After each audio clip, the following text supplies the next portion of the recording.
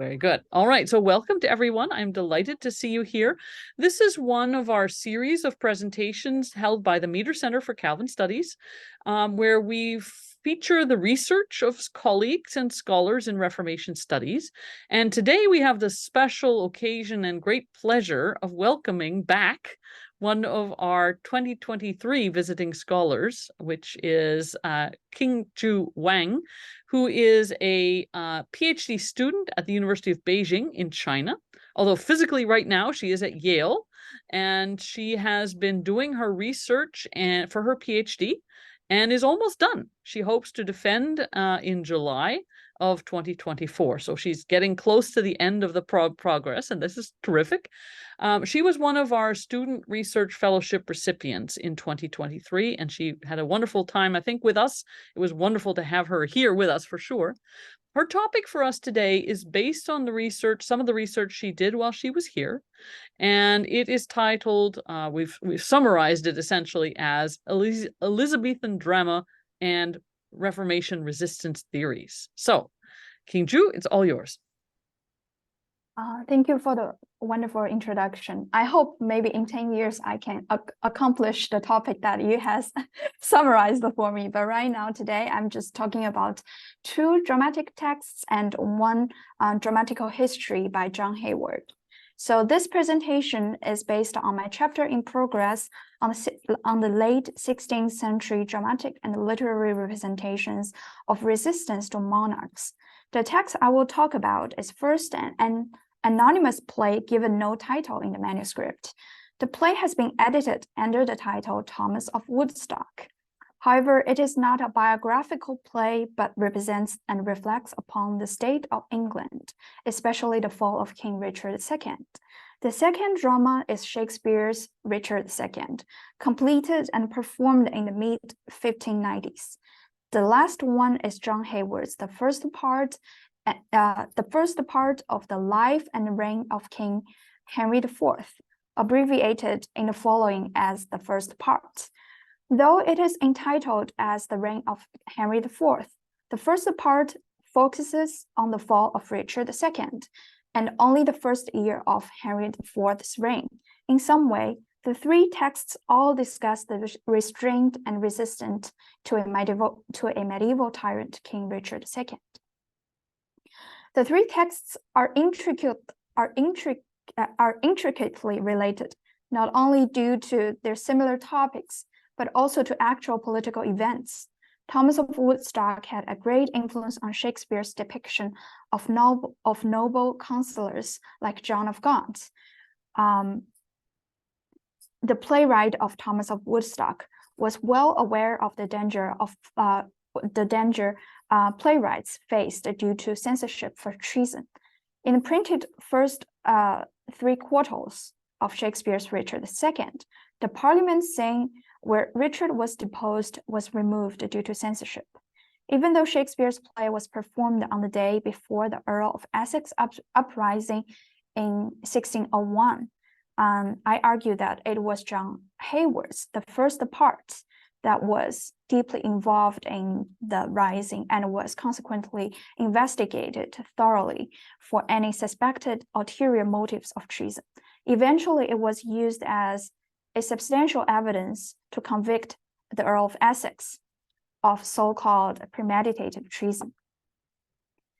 The three authors have relatively different views on resistance. Shakespeare has the most complicated yet paradoxical definition of kingship that inherently necessitates resistance.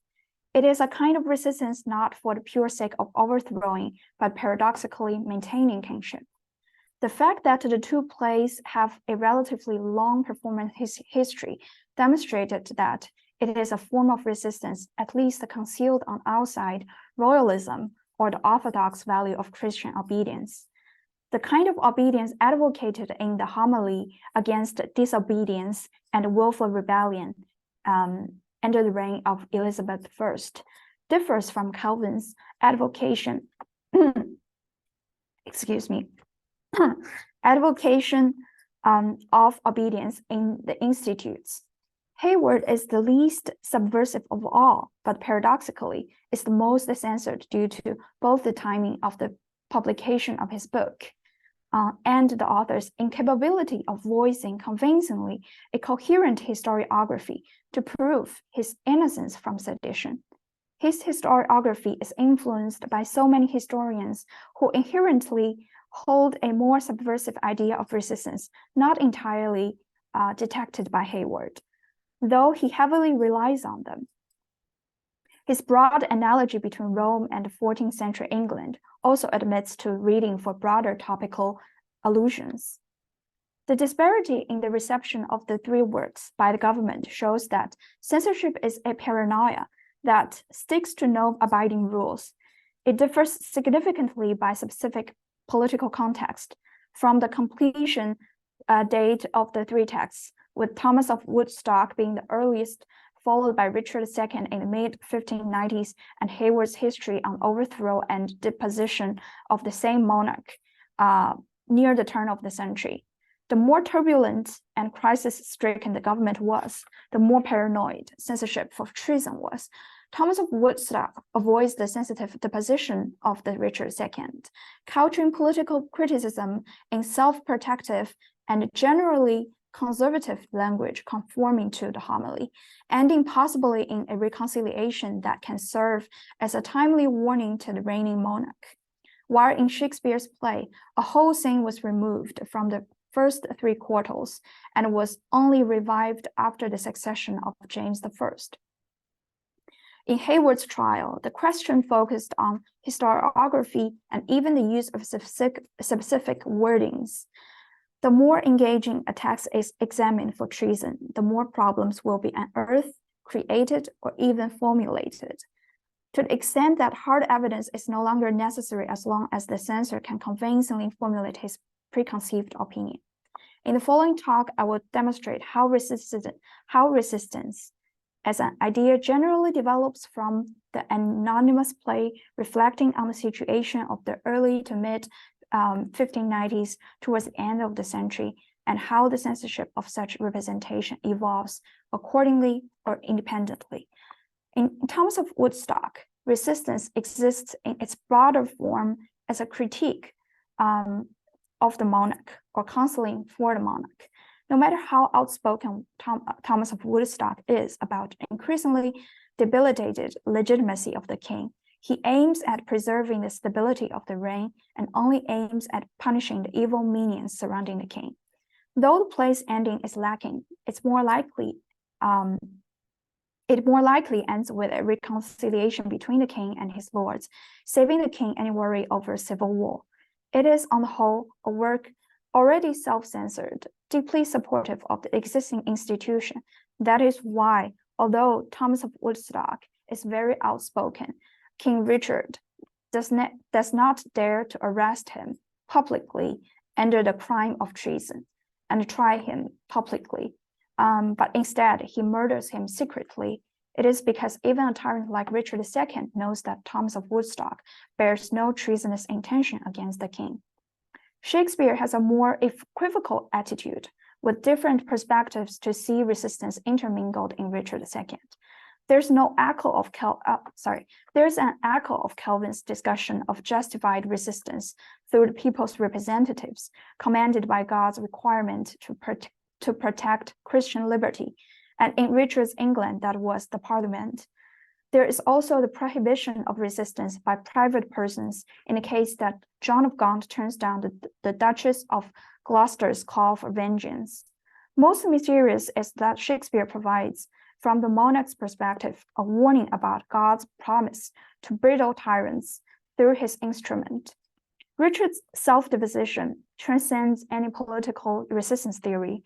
It shows genuinely that a dialectics inherent in kingship, to use Kantorowicz's conception of the duality of kingship, the king must subject himself to the law, to exalt himself above and beyond the law, to be humble and endure pain willingly, to be exalted to divinity. Dialectically, resistance in the form of internal restraint or external limitations is a necessary part of divine kingship. This is represented by revealing Richard's conscience through the mirror scene. His conscience is confronted with God by his analogy of himself to Christ, especially by referring to the similarity between his increasingly excruciating pain and different stages of Christ's passion. But differently, Richard resents the cross because it symbolizes his defeat and ignominy. For Christ, pain and rejection are precisely the mark of Jesus as the hidden Son of God. Christ takes on the messiahship in pain, while Richard, driven by pain, undoes his kingship. So here's a monologue from the play. Richard says, "When I do see the very book, indeed, where all my sins are writ, and that is myself." So here he's asking for a mirror, and he compares this mirror to the book where all his sins are recorded. So in the 16th century, the Mirror for Magistrates, at the beginning of the preface, the author quotes Plato from chapter 7 of the Republic, arguing that the most ideal ruler of a country is a person without ambition. The author emphasizes that the whole book is like a mirror in which people see how evil deeds are punished to correct their evil deeds. In this sense, the mirror is a timely warning to the audience, among whom Queen Elizabeth, who can also see herself reflected also in the mirror. John Donne's discussion of kingship and God in Meditation and Eighth seems to respond to this monologue. He says, "A glass is not the less brittle because a king's face is represented in it, nor a king the less brittle because God is represented in him." The connection between the mirror, God, and the king also alludes to the 1 Corinthians 13, where Christ makes the reflection of God's glory through the mirror possible. However, as described in James the first, in the first chapter of the book of James, Richard is like a man who looks intently at his natural face in a mirror. He looks at himself, goes away, and at once forgets what he was like. What Richard sees from the mirror is the brittle worldly glory. He is also immersed in the sorrow of losing such glory and thinks that is the only moral he can pass to Bolingbroke. But the larger moral is truly reflected in the mirror and seen by the audience. The face here has a very biblical meaning, being dual in meaning, both as the glory of God and the natural face destroyed by sins. Richard and Bolingbroke see only the shadow of sorrow that destroys the face, but not their sin. The playwright shows prematurely the ultimate judgment by God for a king. This is paradoxically in the homily against disobedience. So there's a quote from the homily. It says, "We may not in any wise withstand violently or rebel against the rulers, or make any insurrection, sedition, or tumults, either by force of arms against the anointed of the Lord, or any of his officers. But we must in such case, patiently suffer all wrongs and injuries, referring the judgment of our cause only to God. It advises that people pray for the prince, for the continuation of goodness or amendment if he is evil. It means that absolute obedience leads to quicker destruction of the king by God. By freeing himself completely from both internal restraint and external limitations, Richard II loses the divinity of kingship. In a word, Shakespeare warns that to avoid this punishment directly from God, the absolute obedience of people necessitates that the king allows the possibility of resistance in any form that limits his power or reminds him of his weakness, for example, in the form of the upright and wise counselors. Moving on to John Hayward's representation of the deposition of Richard II, I want to answer mainly three questions. First, I want to discuss how his work was examined for suspicion of treason related to the Essex Rising, and then from his historiography, how his style of pattern history is vulnerable for elusive readings. Finally, what does that imply about the late Elizabethan censorship? Edward Coke repeatedly attempted to build a case of treason against Essex in 1600 and 1601. He based his case on the Earl's failed command in Ireland in 1599. The accusations were made public by the Privy Council, who claimed that Essex was involved in an Irish and Popish plot.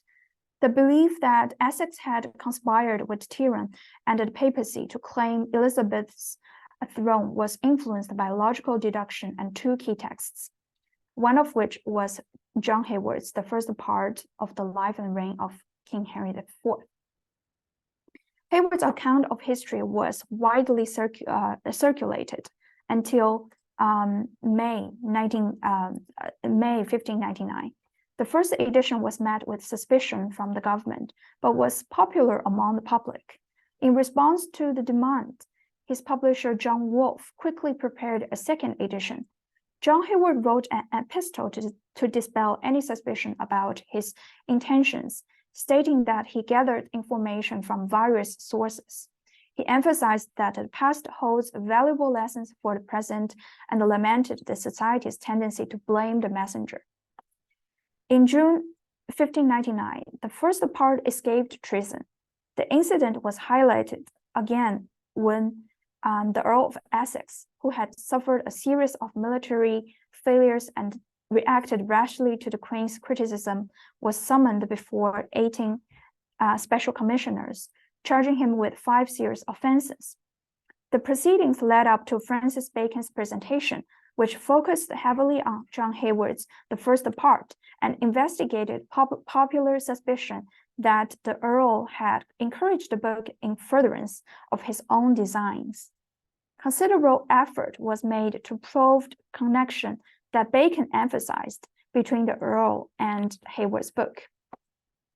Investigators examined Hayward's epistle apologetical in the second edition of the book. Lord Chief Justice Popham and Edward Coke made notes citing passages that they found objectionable. Popham was fixated on discovering if off-stage figures prompted Hayward. Coke's interruption of the text, Coke's interpretation of the text is more thorough and comprehensive than Popham's.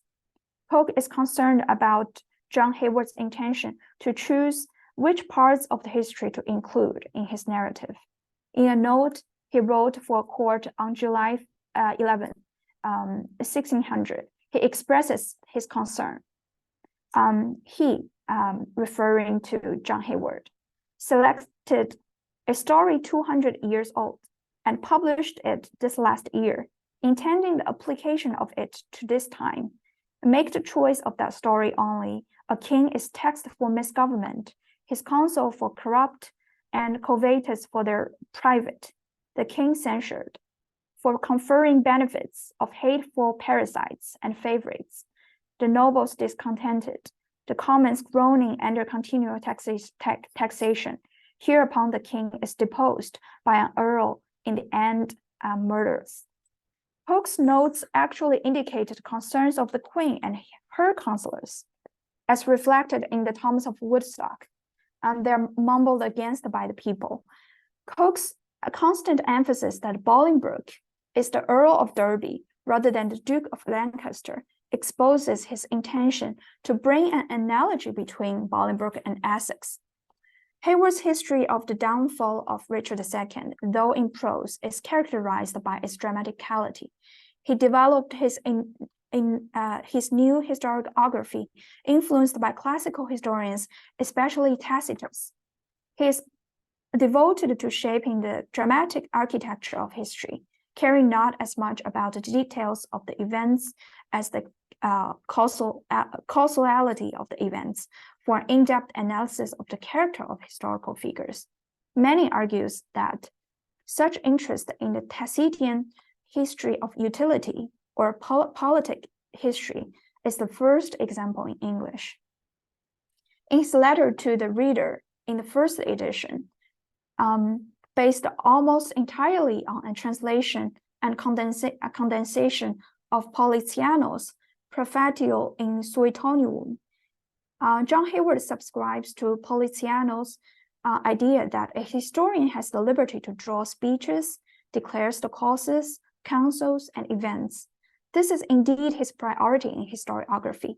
In this aspect, he was heavily criticized by Coke and other critics. They were particularly opposed to his tendency to create speeches that gave dramatic force to the views held by the figures he described.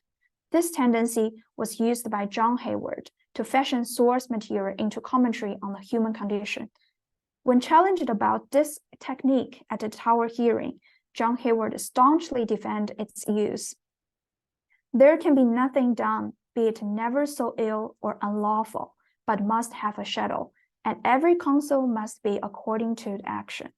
He emphasizes that speech is important in revealing causality among historical actions. Based on the shared human condition, he draws a broader analogy between figures in ancient Rome and medieval England. Hayward was especially interested in drawing out similarities shared by autocratic English monarchs who self-seeking flatterers destroyed. According to Lisa Richardson's analysis of Hayward's historiography, ironically, Hayward's histories of Henry IV were much straighter historiography, less distorted by deliberate polemic intent and emphasis than his less controversial later works. His technique relied on analogy. 14th century England was overwritten with 1st century Rome. Characters and commentary were based on parallels between historical figures and situations. As characters, Richard and Henry lacked historical and psychological continuity, instead being filled with Tacitian analogies. However, the general parallel he draws based on the shared human condition are convenient for censors seeking contemporary political allusions while ignoring historical specificity. John Hayward rejects the conventional 16th century historical account that attributes events to divine intervention or providentialism. Hayward's approach to historiography emphasizes the role of individuals in shaping history. He views characters as the main cause of historical events, with psychology and personal motivation serving as the driving forces. In his analysis, he exposes the weakness of a prince, as demonstrated through his use of sentences describing Nero in Saville's translation of Tacitus' End of Nero and Beginning of Galba.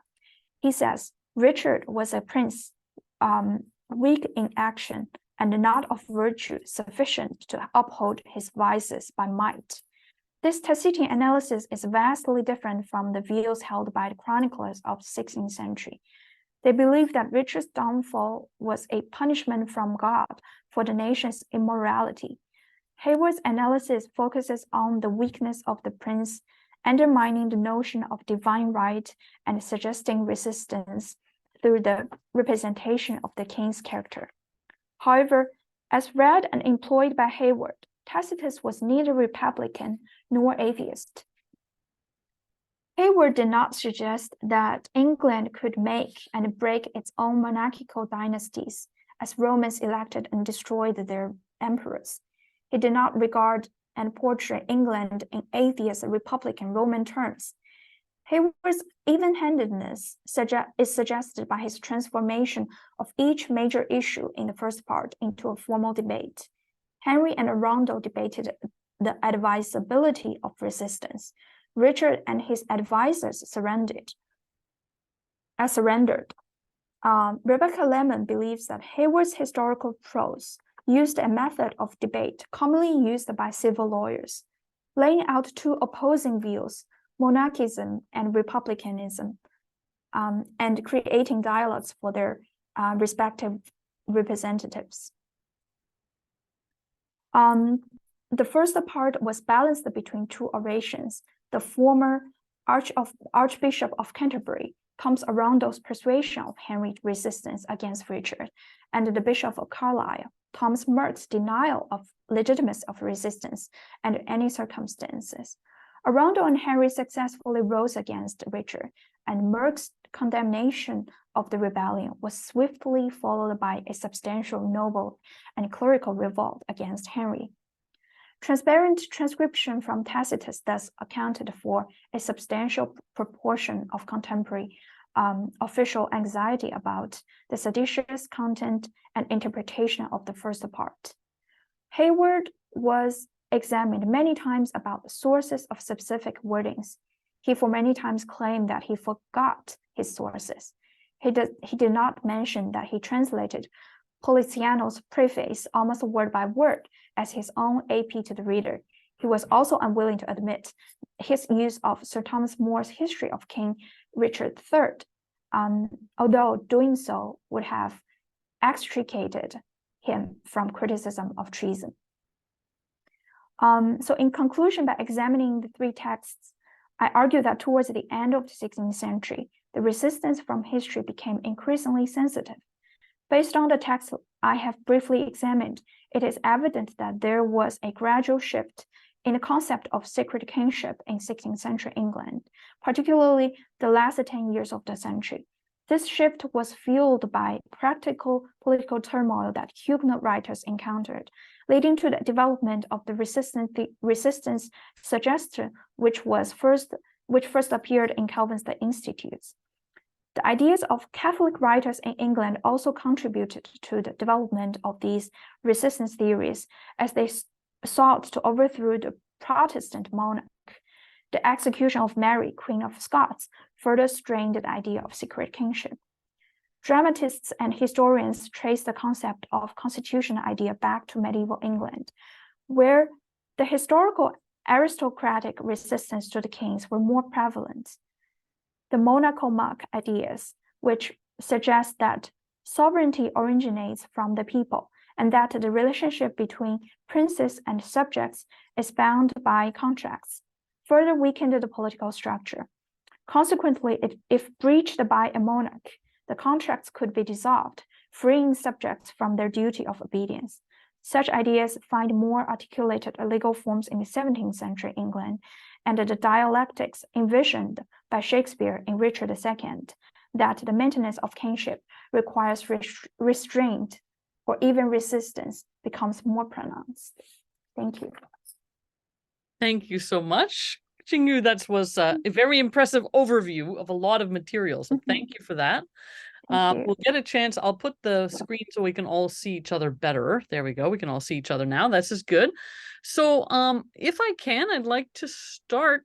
Have you been able to trace any clear connections between what Calvin said, what the Huguenots said, the Monarchomaque said, and then what these plays said? Like, can you trace a lineage?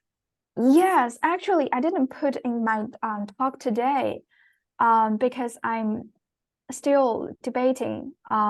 Because I can really see, as I argued in Richard II, that he has different arguments whether to resist or not, and in different situations. So I can see that from the last chapter on government from Calvin's The Institute, and also the Huguenot developed that more increasingly into the concept of even elective kingship, and or also the concept of contract. The originality of sovereignty belongs with the people.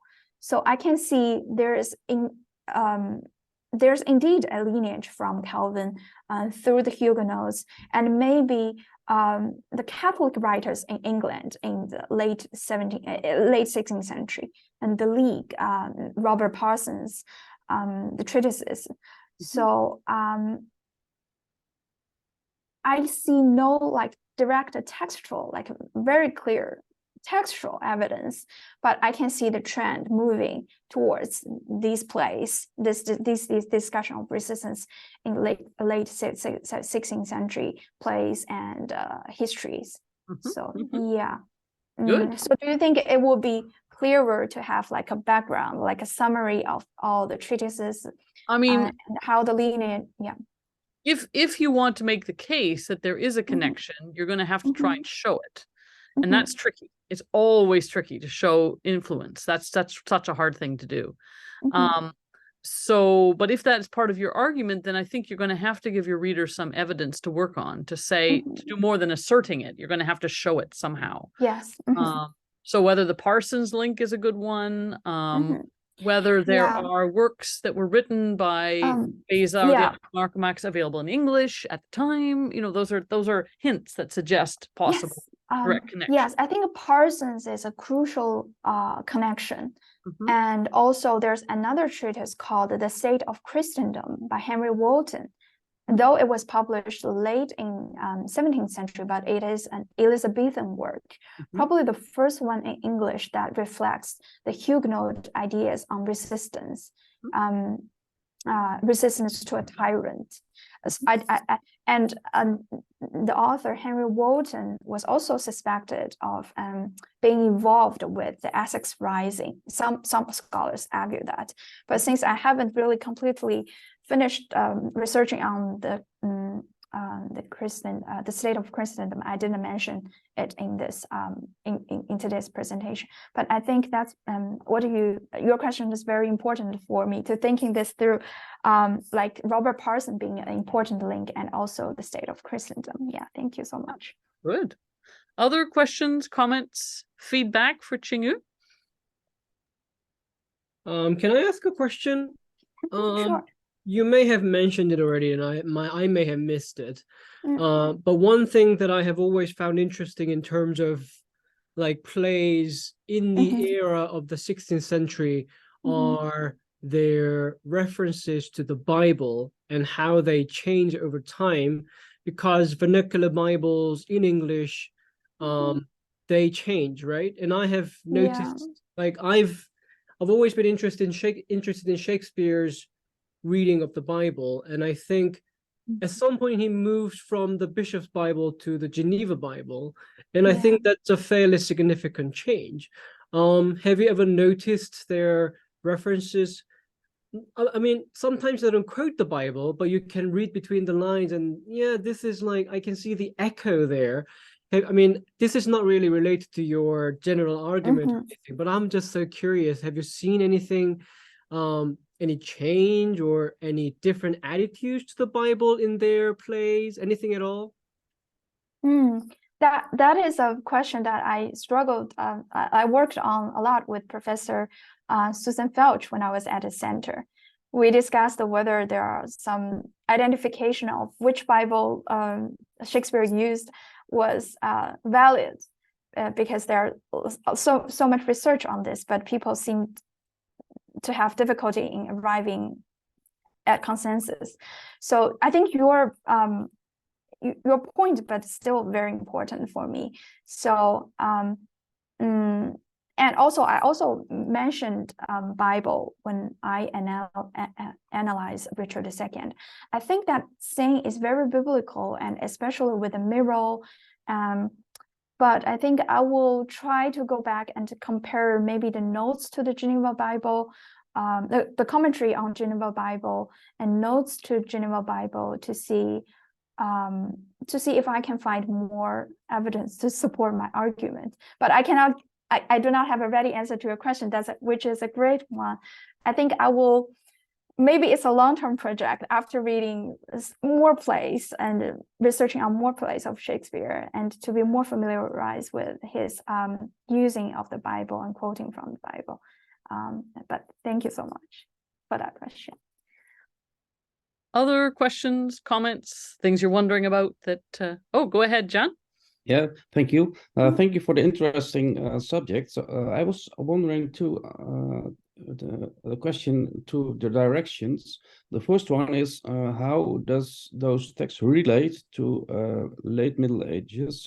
That there was several mirrors of princes also printed then. What are the changes from the late Middle Ages to those ones you analyzed? Then to what extent the Reformation discussion played a role in it? Was that really the most important role, or was there also the start of the early modern period with a new consciousness of the so-called burghers, the resistance against the aristocracy at all. So that's a change in society. So to what extent does that play a role? That's the first question. The second one is, you have compared those texts from England with those from the continent. So the political situation in England is totally different as the situation on the continent. So what's the difference there in those texts, in those plays? Maybe that's too far out of your subject, but maybe that have some light on those texts also.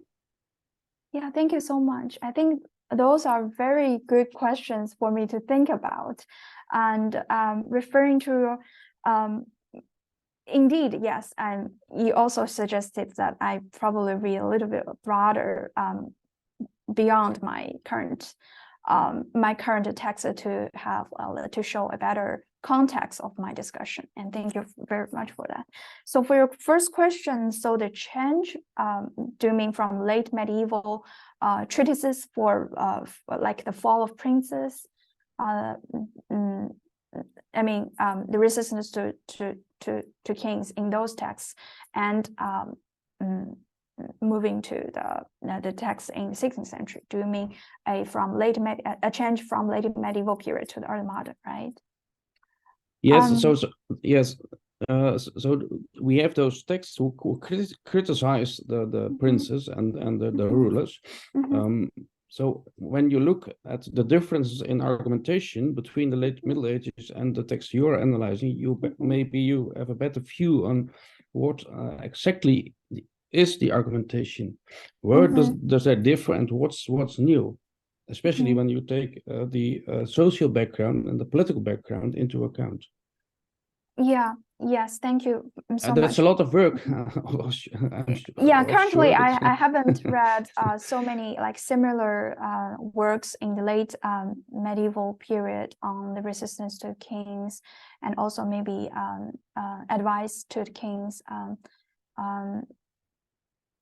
Yeah, probably I focus currently kind of like narrowly on the 16th century, and yeah, so probably it is very important for me to go back and to expand my the context of my project a little bit. And regarding the second question, I think my response is similar, is that I haven't had enough time to examine similar texts in the continent at the same time, except for Huguenot treatises. If you have like suggestion on like similar maybe dramatic texts or similar prose histories on the continent of the similar topics at that time, that would be really appreciated. Maybe Grotius or Erasmus is a little bit earlier, but he was also important. But Grotius is also one who is very important, yes. But Erasmus is, of course, one big name which you can use also, yes. Yes, yes, yeah, thank you so much. Do you see like prominent differences? But that's also like huge question, considering the political context and everything. Yes. Stephen, did you have a question? I wasn't sure if you were waving earlier or not. Well, I kind of did, but I was kind of also agreeing with some of the things what Jan was saying. I mean, it wouldn't be too hard on yourself on the fact that you're looking at 16th century texts and not previous to that. But there is an awful lot of context which if you want to dig deeper and prior, there's a couple of kind of really brief points I kind of want to make, and I know with my audience, and sometimes this might upset people, but Calvin's not the first one to go on about resistance. And even in the sense of in the Institutes, that famous passage which they use, which he completely and utterly puts the caveat of perhaps in. And you know, people give a lot of credence for saying these things, and he's not sure. And if you want to be, I don't know, and just those eforal examples he used was used by Zwingli in I think it was the Shepherd in 1523, and even Melanchthon did a similar thing in his commentary on Aristotle. I think it was Politics. It was in about 1530. He did a similar thing, which predates Calvin's eforal sort of arguments. And also, like, you can go back from the monarchs, those arguments of that a lot of this has already been kind of said in the medieval period, very similar. So, you know, you can go back to Marcellus of Padua and various other things like that if you want to start digging deeper into the medieval text. So I'm really quite interested in the obedience. It's kind of what I do when I am a scholar. Then I still teach and I still lecture, but it's not really my 100% full-time position at the moment. I don't do it all the time. And my work is mainly on Romans 13. So obviously these things sort of come up significantly. And you can literally trace obedience and various all the way back, literally, for the centuries, and which if I do finish my monograph, it will start literally in the 3rd century on Romans 13, and it will drag it all the way through to the Reformation texts. And you can keep finding these, and so therefore there's a lot out there, so it wouldn't be too hard on yourself on the fact that you haven't seen anything. You can't see everything. It's a big topic. So there is theories of resistance, but I mean, sometimes I do wonder how much is resistance and how much is actually obedience, and how they're trying to sort of understand whether true obedience is to God as opposed to the king. And you know, it's a very tricky subject to try and sort of it's a bit of a minefield if you're going through, and there's a lot of very good work out there. So, but I wouldn't be too hard yourself on for not going past the 16th century, but picking up stuff on move for magistrates and stuff like that, which is quite but I was just trying to think if there's any literary texts, especially if you're thinking about England prior to Shakespeare. And there's some obviously discussions about that. I don't know if Starkey maybe had something to say. I don't know, Tom Starkey maybe, but I don't know if it's literally or Robert Crowley possibly in some English texts. I don't know. There's certainly some poems and various other things which you possibly pick up and maybe transfer that. But Karen was right. If you're trying to make the links, they do listen to each other, they do converse with each other, and they do pick up a lot on there. They don't always let you know directly where they found it. So it's quite, I wouldn't be too hard on yourself if you don't find them, but it's a big topic, and it was a very interesting talk. Thank you very much. Thank you so much for your suggestion. I was also, I think I benefited a lot from your point that this line between obedience and resistance, especially I think in this anonymous play, Thomas of Woodstock. So to what extent counseling is a kind of resistance, or to what extent is actually a kind of obedience to the king, or a kind of supportive move to maintain the kingship. So I think I need to draw that clearer, or to just speak more to draw out that it is very hard actually to draw a line between these two, between counseling, obedience, and resistance. Thank you very much. And I was also wondering, like, to what extent in this chapter I should draw broader context into it, because I think I try to focus on the more immediate texts in the late 16th century, and especially the last 10 years of 16th century, but probably a broader overview of the change of the idea is very important context. Thank you so much for the suggestion. Just in that latter part of England, when you're talking about, there is a switch later on, where literally the arguments turn, and shall we say, the Catholic resistance writers, if you want to say them in that kind of way, the Parsons and stuff. It's a similar type of argument they've used. And sometimes if you didn't put a name to it, you didn't necessarily know it, you didn't know who was arguing the particular point. So there is a switch in that, so it gets quite complicated. But it's a really fascinating thing, the fact that it's not stable. The people are still making these arguments and they're still arguing about it. As you go into the 17th century, and then have the same arguments again about deposing the king and various other things, and these texts all come back through again, and it's not settled. That's really important. That's why it's a fascinating subject, because it's quite cyclical. Thank you so much. Anyone else who hasn't had a chance to say anything yet, who wants to ask a question at this point or make a comment? Jan, you want to have something else? Go ahead. Yes, am I allowed to have one question? Yep. So maybe I didn't hear that. So maybe it's quite a simple question.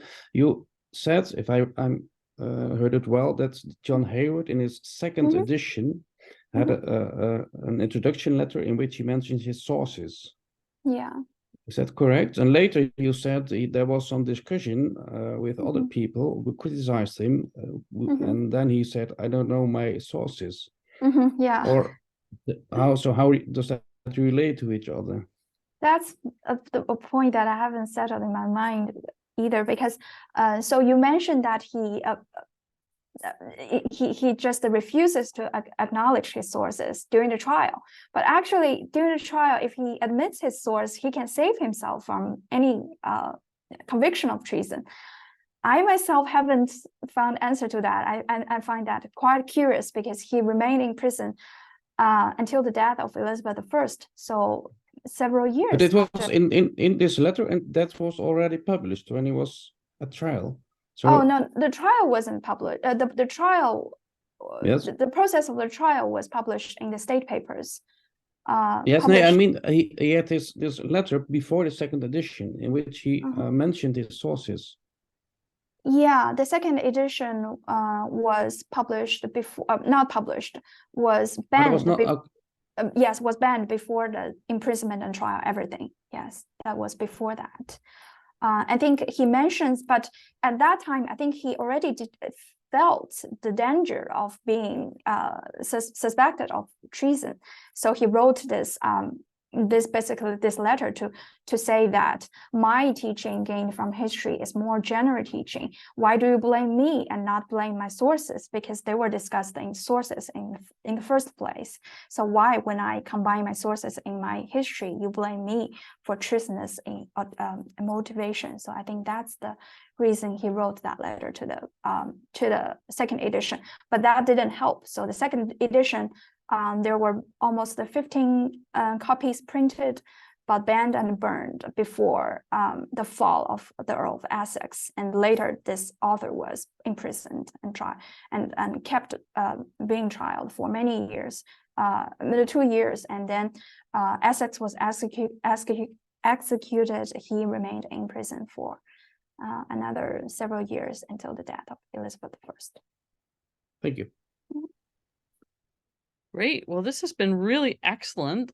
Thank you so much, Qingyu, and we wish you all the best as you continue your work. We wish you a good research time yet in Yale, and then a good return home. And as you finish up your chapters and everything, we hope everything goes very, very well for you. Thank you so much. Thank you for the opportunity and also the resources.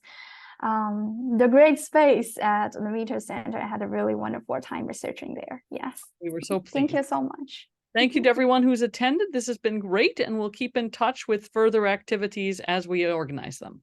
Have a wonderful day, everybody. Have a wonderful day. Bye. Thank you. Bye. See you next time. See you.